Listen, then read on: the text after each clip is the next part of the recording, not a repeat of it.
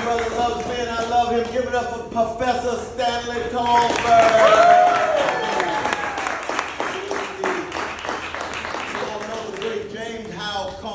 From Jim Crow, Arkansas. He's the founder of Black Liberation Theology. He just died 4.5 years ago. And Brother Stanley's his last student. Oh, wow. Isn't that a beautiful thing? See, we're here to keep alive a tradition of a great people. And when we see these young artists, St. Louis, Atlanta, playing the trumpet, you know the tradition is still on the move. Same was true with my dear sister Keon, one of the visionary campaign managers. Where is she?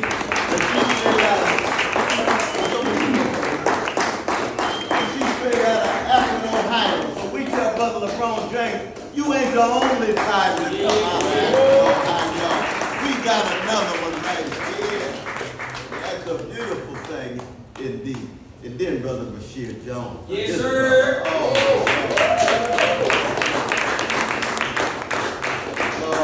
ATL 8 down, and he got that Morehouse in him. Yes, sir, Steve. Yes, he does. But the most important thing is he's got the truth, justice, and love, and he makes it real. All three of them do. Give it up for my dear brother, Bashir.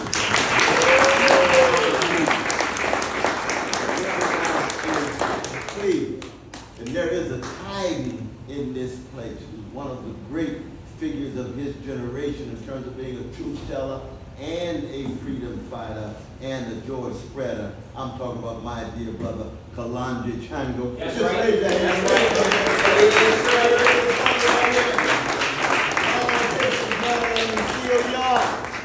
He worked with a towering sister named Joy James. All right. If you don't know Joy James, check her out. Because she has been a truth teller for a long time. And you see, that's what this campaign is fundamentally about. It's not about a campaign or an individual candidate. You've got to find out which tradition you're in, which people, the community and family and heritage produced you, and be true to the best of that tradition. And it does begin, as the brother playing that trumpet talked about, with greatness, not narrow success. Of course we want to be successful, but success defined in what terms? Part of the problem is for the last 50 years after our freedom fighters in the 1960s gave up everything. Some of them assassinated, others incarcerated, and we were left with some leaders in the middle that got obsessed with success too narrowly construed. And it had nothing to do with the moral and spiritual greatness of black people. Preach. And moral and spiritual greatness has to do with what is the quality of your love for the people? What's the scope of the risk you're willing to take? What kind of burden are you willing to bear when you tell the truth? And the condition of truth is always to allow suffering to speak. And anytime somebody say they talk about the truth, they're not talking about the suffering of the least of these. I come out of the revolutionary black church, the revolutionary Christian tradition that says, what you do unto the least of these, you do unto me. So we look at the world through the lens of our folk incarcerated. We look at the world through the lens of our precious brothers and sisters on the block, in the hood, dealing with decrepit schools, dealing with indecent houses, dealing with families shattered, dealing with guns and drugs, going out and people act as if they don't even exist, and when they do, they're just a threat. We say no. Those are our brothers and our sisters, and we shall never forsake them, will never render them invisible. That's true for any politician. I don't care what color you are. You can't raise your voice and shut down Cop City. If you can't raise your voice and bring critique to bear on all of this land grabbing and power grabbing, so-called gentrification, ain't nothing but big money pushing back folk because they know they're making big profits, and who's going to raise their voice and tell the truth about that organized greed? And that's what it is, organized greed. And it ain't new for poor people, it ain't new for working people, and it's definitely not new for black people given the last 400 years of what we've had to deal with. That's the kind of tradition we got to stick to keep alive. And it has been especially our artists who've done that. That's why when that brother's playing that trumpet, where's our brother? There he is. Just raise that trumpet. Keep that trumpet raised, brother. Keep that trumpet raised. Just raise that trumpet, brother. Now, when you look at that trumpet, think of Dizzy Gillespie. When you see that trumpet, think of Cynthia Robinson. When you see that trumpet, think of Freddie Hubbard. Think of Miles Davis. Those are not just names. Those are artists that has helped black people and other human beings preserve their sanity and their dignity so that we can straighten our backs up to tell the truth. And once we get the truth telling in place, then you get the organizing in place. And when you get the organizing in place, you know the status quo understands that we are a threat. It's a compliment to be a threat to a status quo that is predicated on grotesque wealth inequality, that's predicated on imperial obstacles, imperial expansion all around the world. And part of our problem is for too long, we have made normal cowardliness among our leaders and spokespersons. Yeah. So they're highly successful, well-adjusted to injustice. Highly successful, well-adapted to indifference. And our brother Rabbi Heschel used to tell us, indifference to evil is more insidious than evil itself. And if you don't want to come to terms with callousness and cold-heartedness and turning your back on people who are suffering, no matter what color or gender or sexual orientation or religious identity or national orientation, human beings who are suffering. And if you can't raise your voice, what's the anthem of black people? Lift every voice is singing. Yes, my brother said, if you only knew what it is to find your voice. So you don't become a Dizzy Gillespie and just be an echo of Johnny Hodges and Duke Ellington's band. You got to find your voice. That's what James Cleveland told Aretha Franklin, imitate Marion Williams. I want to be the next Marion Williams. James Cleveland said, no, Aretha, you got to be Aretha. Same thing was told by a genius in ATL named Gladys Knight. She found her voice. Well, we need politicians, leaders, spokespersons, not to just be echoes. Too many of our so-called leaders are just echoes of a silo. So what they say is already predictable because what they say allows them to make well in a mainstream and not tell a fundamental truth that they had to pay a cost for. So when we talk about artists, we talk about trumpet players, when we talk about poets like Gwendolyn Brooks, Langston Hughes, Robert Hayden, we're not just talking about figures in a museum. We're talking about a tradition of a people. And one of the reasons why our young folk are so thoroughly alienated, deracinated, and rootless is because we haven't brought along and transmitted the greatness of our tradition to them in such a way that they'll understand that they can straighten their backs up too, rather just fit into a mainstream, an empire, a capitalist project, a patriarchal project, a homophobic one, a transphobic one. And what sits at the center of it? Courage. That's Ida B. Wells Barnett. That's Harriet Tubman. Courage. And when you think about courage, I want you to always remember this story of the great Martin Luther King Jr. And yes, he's a Morehouse man. Yes, sir. Yeah. I know we got some Morehouse brothers up in here. Indeed, indeed. And we love our Morehouse brothers and sisters. But we got to separate the freedom fighters out of Morehouse from some of the cowardly black bourgeois figures who come out of some of these schools. Who just want to view themselves as successful and walk around like a peacock. Look at me. Look how smart I am. Look at how well I'm living. And I can hear Marcus Garvey saying peacock struck because it can't fly. Oh. Struck because it can't People fly. didn't give up their lives to produce peacocks. You You want to be freedom fighters and eagles with style and smile and nobility, to look low, to make sure that your litmus test of what freedom is begins with poor and working people. It begins with what Franz Fanon called the wretched of the earth. So when you get a Martin Luther King Jr., he could have been a petty bourgeois Negro preacher. PhD from Boston University, Ebenezer Baptist Church. I want to remind my brother Warnock about that. Oh, Warnock, I love you, brother. I'm a Christian. You in Martin's shoes. Where's your courage? Where are you speaking up? It's not just him. But you look at Martin. This is what Martin's father, Daddy King, told me.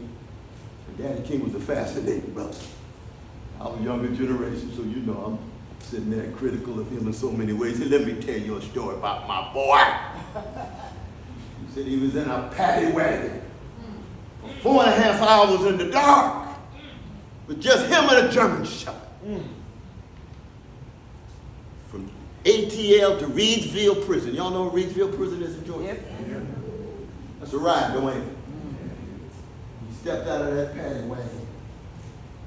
He said, Brother West, my boy could not walk a straight line. All he could say, this is the cross. We must bear for the freedom of our people. That's love. You blowing that horn talking about love. John Coltrane played a Love Supreme and started off with acknowledgement and then the resolution and then the courageous pursuit and then the psalm, then the gratefulness, then the thankfulness. That's love concrete. This is the cross we must bear for the freedom of our people. Yes, sir. So many of our black churches these days, weak as pre-sweetened Kool-Aid. Because they're not talking about the cross. Talking about money and status. They got CEOs as pastors. They ain't got nothing to do with the cross. The cross is not something you talk about. It's not something even that you simply bear. Sometimes you got to die on that cross.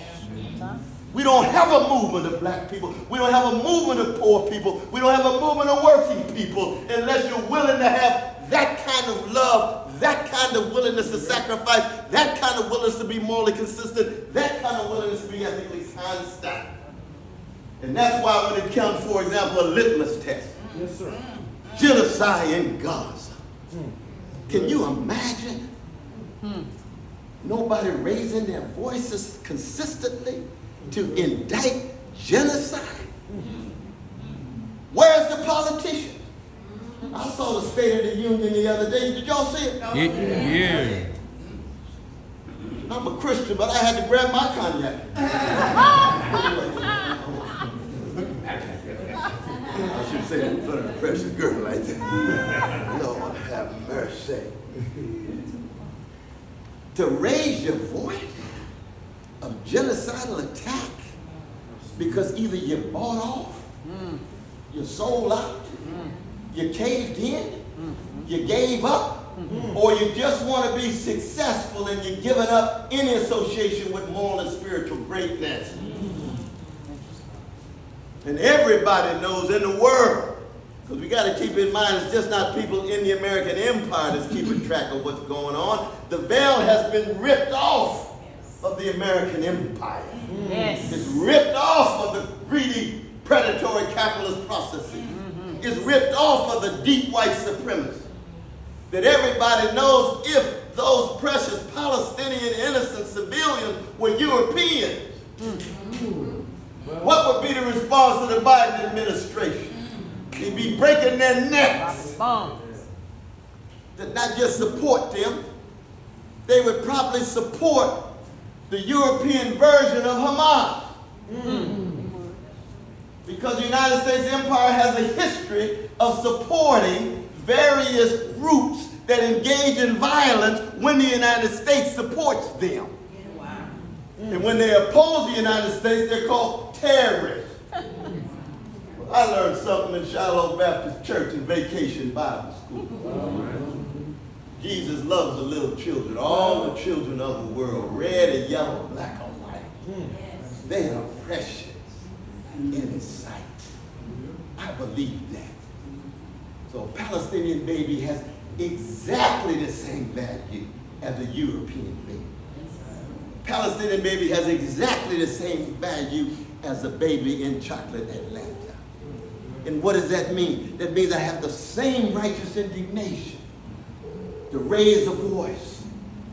So it's true. They allow me to come on TV and I said, let me tell y'all the truth. Biden is enabling a war crime, a crime against humanity, and a crime of genocide that makes him a war criminal. Lock him up. They said, brother, well, I want him to have a trial first, but you got to be a process. Okay. Exactly. You get the same due process. Yeah. And they say, oh, you hate me. I'm not hating them. I'm speaking out of love. I love the Palestinian children. I love all children. And my God, look at all of the precious African lives and African innocent civilians killed, and it never ever appears on television. Never has any visibility whatsoever. What does that mean? That means we live, of course, in a society, in a world in which black life has less value than white lives, than European lives, than other lives. Well, then we have to allow the richness and the greatness of the black freedom movement to spill over into politics. That's what this campaign is. It ain't nothing but a moment in a movement of a great people who have tried to tell the truth in the face of lies. Of a people who have been hated chronically for 400 years but produce love warriors every generation. And that's why we talk about love, justice, and truth. They're intertwined. They're not identical, they're indivisible. Justice is what love looks like in public. That doesn't mean justice equals love. No. Because when the brother played the horn and when our brother put forward that poetry, what else was at work?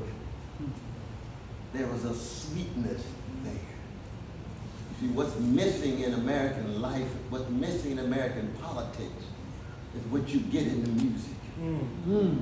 Because we are soulful people. And soul ain't nothing but the sharing of a soothing sweetness against the backdrop of grim catastrophe.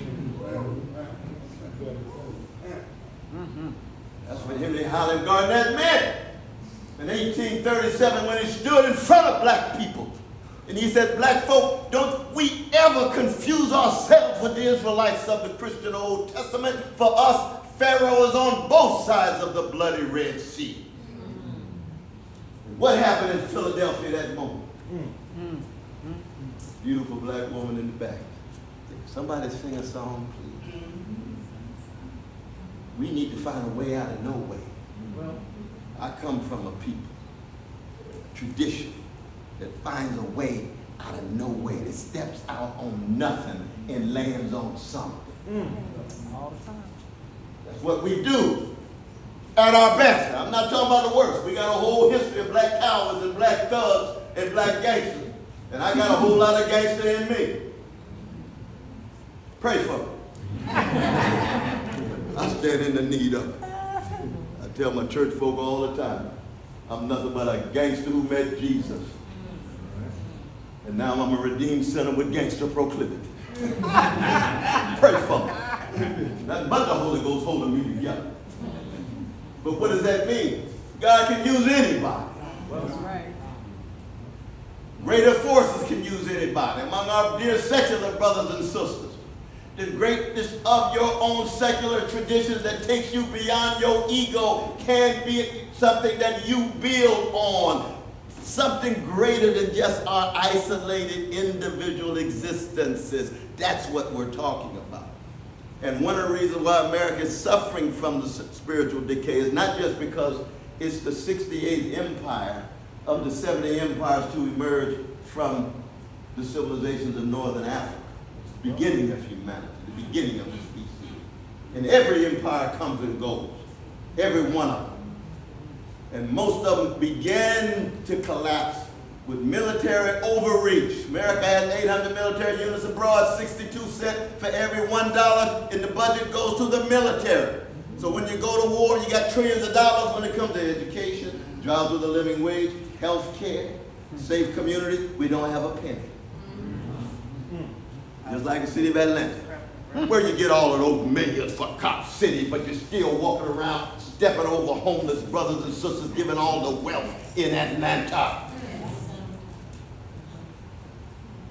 That's a key sweat moment. Something just ain't right. Ain't right. Hypocrisy is overwhelming. The greed is running amok.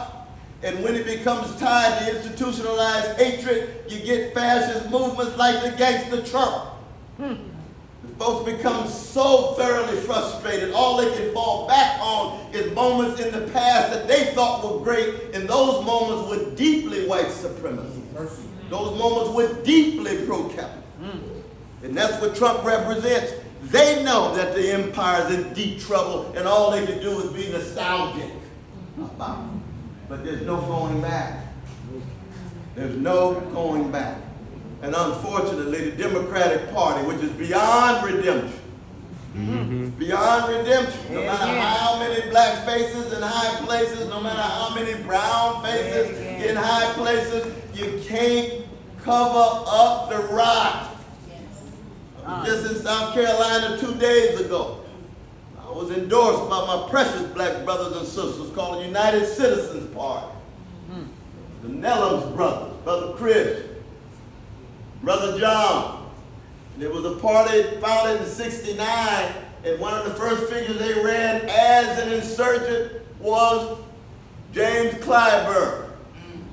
And you go from '69 to 2024, and you say to yourself, Jesus, keep me near the cross.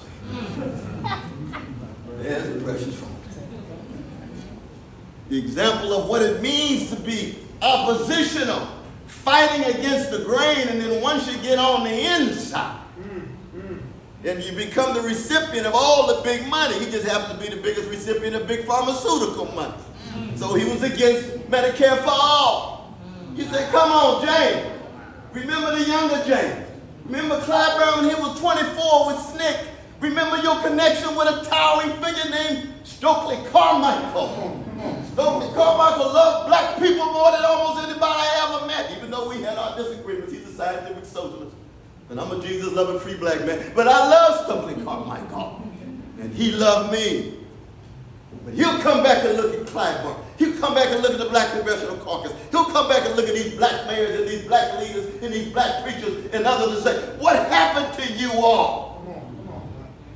What happened to your love, your commitment? What happened to your consistency to the least of these? Because you come out of the least of these. And I want you to understand this now. I'm not saying this out of hatred. If the white police mess with Clyburn, I'm going to defend them because I don't like white supremacy.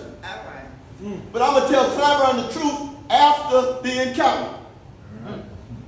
You sold out, brother. You ought to be ashamed of yourself. You can't say a word about Gaza, and you claim to be connected to Martin Luther King Jr., who said a Vietnamese baby got the same value as a black or brown baby or white baby in Atlanta. You ought to be ashamed of yourself. And we don't have enough folk to tell these folk the truth. Not in hatred, but in the name of the folk whose suffering is being overlooked. Right. That's what this campaign is about. So when they ask me about what my domestic policy is, let's begin with abolition of poverty.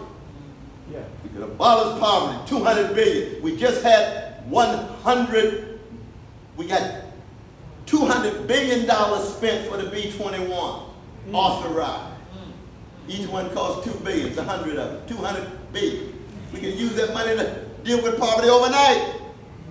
No, we don't have money for poverty. We got austerity. Things are so tight. We got to be fiscally responsible. You spent $9 trillion since the illegal, immoral invasion of Iraq. $9 trillion. And you spent $6.5 trillion to bail out Wall Street. And that's Brother Obama. I know black folk, oh, we got that deep connection to Brother Barack because he's so great and Michelle's so beautiful. And the children so precious. And those are all true. He's a brilliant black brother. He makes symbolic history. When it comes to substance, weak is free, sweet and cool. How you gonna bail out Wall Street? How you gonna drop drones on precious folk in Somalia and Pakistan? How you gonna fight 6 wars and drop 25,000 bombs every year and walk around with a peace prize? That reminds me of the Grammys. Sam Cooke, Sly Stone, the genius of all geniuses, Curtis Mayfield. Never got a Grammy. Milli Vanilli got 2. What gave this? Ain't that something? Grammys don't mean nothing on a certain level. Give it to Aretha, you tell her the truth. Amen. Amen. She don't need no Grammys for people to acknowledge her genius. Give it to Beyonce, great entertainer. She ain't Aretha, but a great entertainer. She's magnificent as an entertainer, but she ain't got the soul Aretha got. But younger generation come hard on me. I better not get that debate right now. I love Beyonce too. Yes, and you. But my point is this. It's the lens through which we view the world. And you have to view the world through the lens of poor and working people. And I begin on the chocolate side because my mama Irene and my daddy Clifton and Reverend Cook, who baptized me in Shiloh, were chocolate people. So I begin with black people. That's why this campaign started in Mississippi for the honor of Fannie Lou Hamer, who was beyond exception. Hardly anybody like her in terms of love and courage and constancy and consistency. Willing to bear. And then South Carolina, those familiar to 2 ground zero spots in the American empire when it comes to American freedom, the black freedom struggle. So South Carolina, Mary McLeod Bethune, Septima Clark, James Brown, Barnwell, South Carolina, Benjamin Elijah Maine. Now I know Georgia got its rich history too. And Atlanta has a magnificent history. But I just try to tell the truth, just like I live in Harlem. And I tell folk in Harlem, all the Harlem Renaissance in the world you can talk about, but you didn't create the blues. You better go back down to Delta, Mississippi to get yourself together. In Georgia, that oftentimes is so obsessed with the black middle class achievements, needs to re-examine itself, especially black people, to understand the everyday people that Sly Stone wrote about. Those are the ones who constitute the litmus test. Now, I'm not generating any kind of guilt among the black middle class at all. These are choices we make, be in solidarity based on moral and spiritual grounds. And right now we're in the presidential race where we got a neo-fascist Pied Piper leading the country toward a second civil war. And you've got a milquetoast neoliberal tied to a deadly militarism enabling genocide Biden that's leading us toward a 3rd World War. So we got to choose between Civil War II and World War III. That's not new for black people. That's Pharaoh on both sides. Frederick Douglass had to make the choice in the 1850s. You got to choose between a liberal slaveholder and a conservative slaveholder. What you gonna do? Send a letter to Harriet Tubman. What we gonna do, Sister Harriet? He said, well, Fred, she's deeply religious. I got my Bible. I heard what Henry Garnett said. We just got to find a way out of nowhere. They found the Liberty Party. And they're not going to vote for slaveholder, liberal versus conservative. They're abolitionists. They want the abolition of slavery.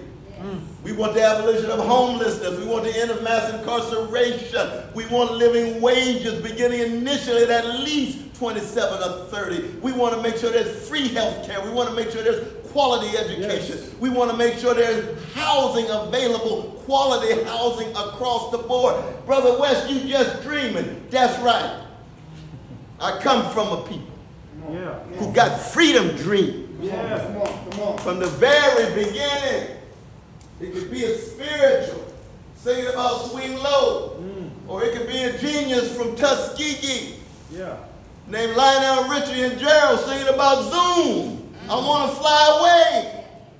I got dreams of when we can walk with dignity and with decency and be able to gain access to resources and have families and communities that affirm who we are at our best. Sing your song, Commodores. Taught in prison for 41 years. That's the favorite song with my brothers in prison. But a beautiful song. Y'all listen to it tonight. Beautiful song. Freedom dreams. To get beyond just the narrowness. That's what we need. And I'm going to end this on a jazz note. You know, the press likes to make fun of me all the time. Oh, West always talk about jazz and blues. He's not a serious candidate. You don't understand black people that are out there. Come on, Doc. You don't understand. No, they don't. We can't make it without the blues. The blues is catastrophe honestly encountered and artistically transfigured. But it's catastrophe wrestled with. And the jazz adds a swing to it. Duke Ellington said, don't mean a thing if it ain't got that swing. But he said, black people make dissonance a way of life. You live in the minor key, you live in the blue note. And that means what? You're looking for a way out as opposed to just the regular straight keys.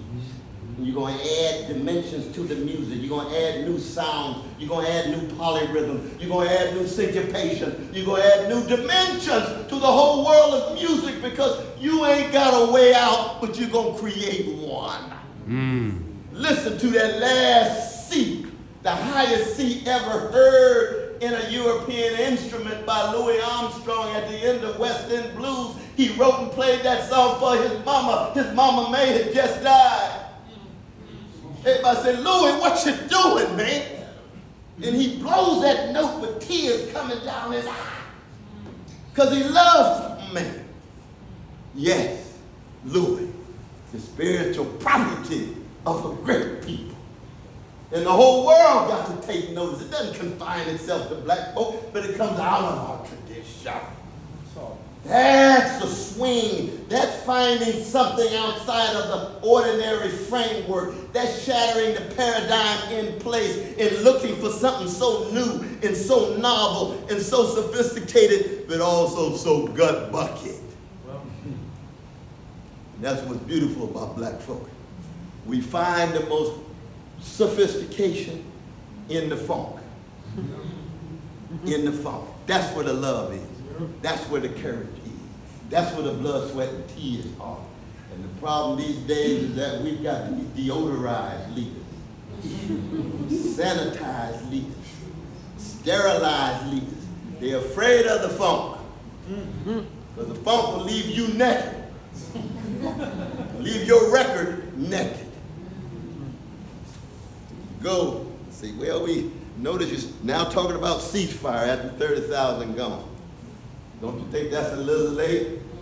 You think that's a little political calculation? Those are human beings down there. They're not subject to political calculation. You're just moving because you want to win the election. You ain't feeling nothing deep down inside of you. You're just moving in order to win. How empty, vacuous, sounding brass and tinkling cymbal.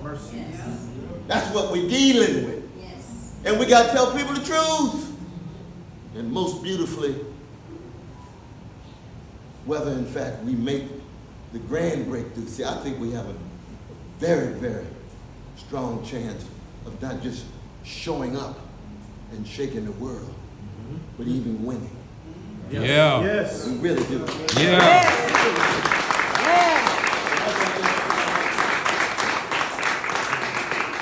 Biden still might run out of gas. They do an LBJ thing.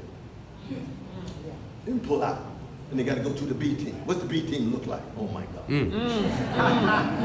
Trump may still either be on the way to jail or get in some other trouble.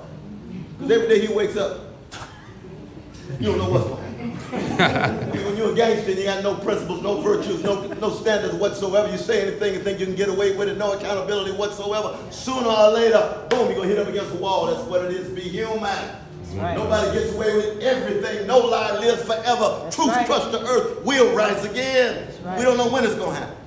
We've got to be true to the calling that we have tied to the moral and spiritual greatness of our people. Yes, sir. And it's got to be rooted in a love. And the love is always flawed in some sense because one of us are pure vessels. But that's again what we learn from our musicians. That they never ever end up deodorizing their sound for us. Donnie Hathaway sang from his soul the day before he jumped off the hotel. That's a standard for us. We must never forget that kind of love poured into us. We must do that poured into our young people. We do it in the nation. We do it in the world. And then we're in solidarity with the liberation movements in Africa against AFRICOM, with Latin America against predatory capitalist forces, in Asia against various imperial moves and so forth. But we begin right here. I'm sorry to go on so long here, y'all. But thank you so very much for being here.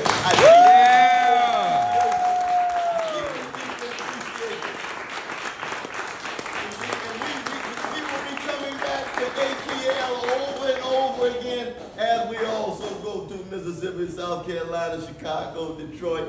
And think about this, the first state that put me on the ballot was Alaska. How about that?